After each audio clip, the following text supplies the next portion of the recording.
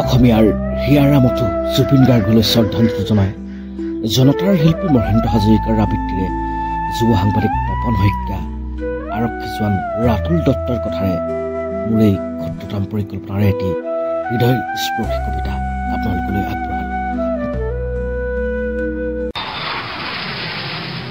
বিদেশী মাটিৰ পৰা প্ৰাণহীন দেহাতিলৈ উৰা জাহাজেৰে জন্মভূমি ওলালিহি। স্থলপথ কপাই সমদল কৰি কৰি জনসমুদ্ৰত ঘূৰিলি ফুৰিলি তই। এবাৰো যে তোৰ বুকুৰ মানুহখিনিক চকুৰ পলকেৰে চাবলৈ নাপালি তই হৃদয় জোৰাই। উঠ জুবিন, উঠচোন তই। সাগৰৰ ঢৌৱে ঢৌৱে মিলি উমলি উমলি তই দূৰে দূৰেই গুচি গলি গৈ কোন অচিনা অনন্ত ধামলৈ। চাচোন চাহেৰে তই সংস্কৃতিৰ পূজাৰী, তোৰেই সংগীত বাজিছে আজি চতুৰ দিশে মানুহৰ হিয়া ভেদি।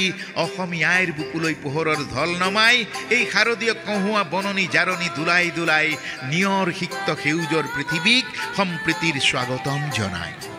অসমীয়াই আজি বৰকৈ কান্দিছে হুক হুকাই। উত্তৰ দে জুবিন, তই অভিমান কৰিলে নহ'ব, তই এনেকৈ খং কৰি থাকিলে নহ'ব। তোক আদৰোতে এয়াৰপৰ্টৰ মাজপথতেই শুই পৰা ল'ৰাহঁতৰ সেই শোক বিহ্বল ছোৱালীহঁতৰ আজিও দুচকুত সিহঁতৰ টোপনি নাই। ভোকৰ পৰতো কোনেও খাবলৈ মন কৰা নাই। তোকেই আদৰি আদৰি সময় অসময় ভোক পিয়াহ টোপনি জিৰণি সকলোৱে যেন সকলোবোৰ গৈছে পাহৰি। সিহঁতক এবাৰ সুযোগ দে জুবিন, সকলোকে এষাৰ মাত দে। আৰে ভাই জুবিন, তুমি ল'ৰালিৰ ধেমালি নেৰিলা নহয়। কিহে পাইছিল তোমাক কফিনত এনেকৈ শুই আহিবলৈ? এষাৰ কাকোৱে মাত দিব নোৱাৰাকৈ, এপলক তুমি কাকোৱেই চাব নোৱাৰাকৈ। জীৱন নাটৰ এয়া তুমি কিহৰ মায়াবী খেলা কৰিলা?